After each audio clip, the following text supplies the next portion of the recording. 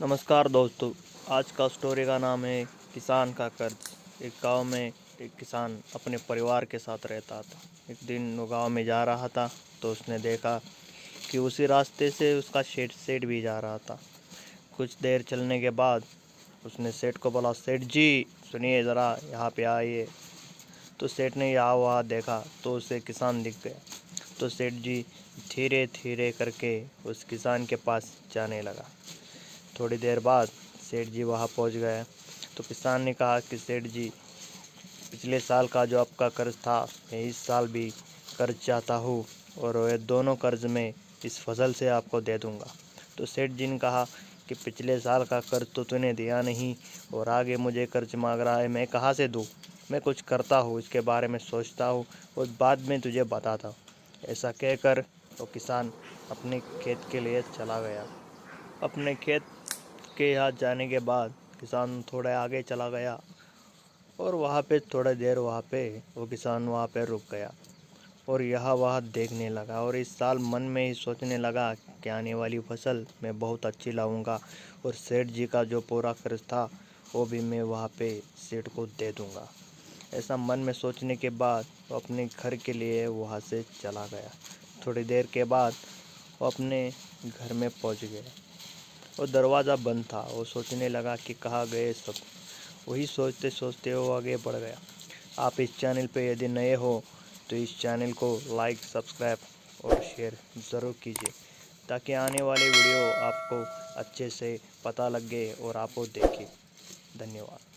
और वो से थोड़ी देर बाद उस किसान अपने घर में चला गया और उनके दोनों बच्चे भी बड़े आराम से वहाँ पे खेल रहे थे और उसकी पत्नी भी वहाँ मौजूद थी। तो से किसान ने बताया कि आज मुझे सेठ मिल गया था।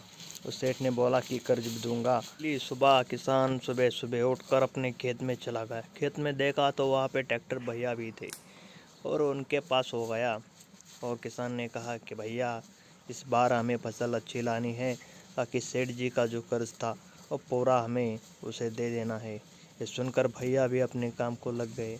थोड़ी देर बाद किसान उसके बताकर अपने घर के लिए चला। फसल बोने के बाद रात को जब किसान अपने घर में आ गया तो उसने देखा कि बहुत ही बारिश हो रही थी। शाम को जब वो सो रहा था तो उसने खिड़की से अपने आवाज़ सुनी कि बारिश बहुत ही तेज़ हो रही थी।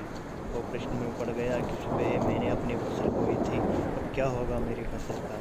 तो ये आवाज़ सुनकर भी उसकी पत्नी भी वहाँ पे खड़ी हो गई और वो बोलने लगा, भगवान अब क्या होगा मेरी फसल का। ऐसा सोच रहा था।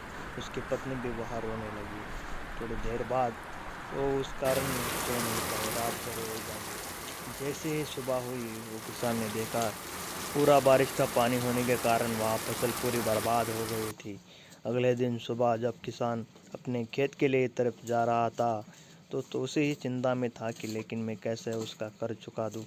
तभी थोड़ी देर बाद चलने के बाद वहाँ पे वो सेठ भी वहाँ पे आ रहा था।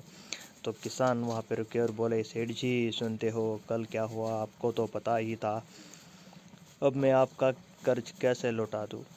तो किसान वो बात बोल ही रहा था तभी सेठ जी धीरे धीरे करके किसान की तरफ आने लगे।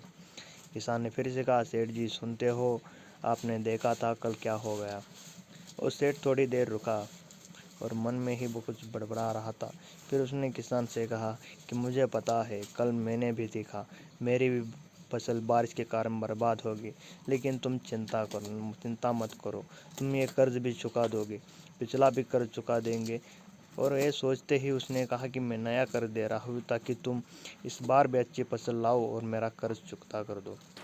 और ये सुनकर किसान बड़ा ही आनंदित हो गया और वो सीधा जाके और ट्रैक्टर भैया से मिला और अपना खेत फिर से फसल बोने के लिए उसे कुछ बता रहा था कि भैया इस बार तो फसल अच्छी आनी चाहिए, आप बो दो।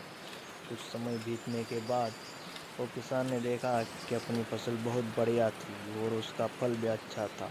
तो किसान खुश हो गया और किसान ने सारा कर्ज चुकता कर दिया। सेठ का सारा कर्ज उसने चुका दिया और उसने अपने खेत के लिए एक छोटा ट्रैक्टर ले दिया। इसी कारण उसके बच्चे बहुत खुश रहे थे। वो सुबह शाम उस ट्रैक्टर पे खेलते, नाचते, कूदते थे, इसलिए वो बहुत आनंदित थे। उसने अपने लिए एक बड़ा घर भी बना लिया था तो उसकी बीवी भी खुश थी। इससे हमें यह सीख मिलती है कि यदि हम श्रम करें तो भगवान भी अपने साथ होता है और सब कुछ अंत में अच्छा ही होता है। धन्यवाद।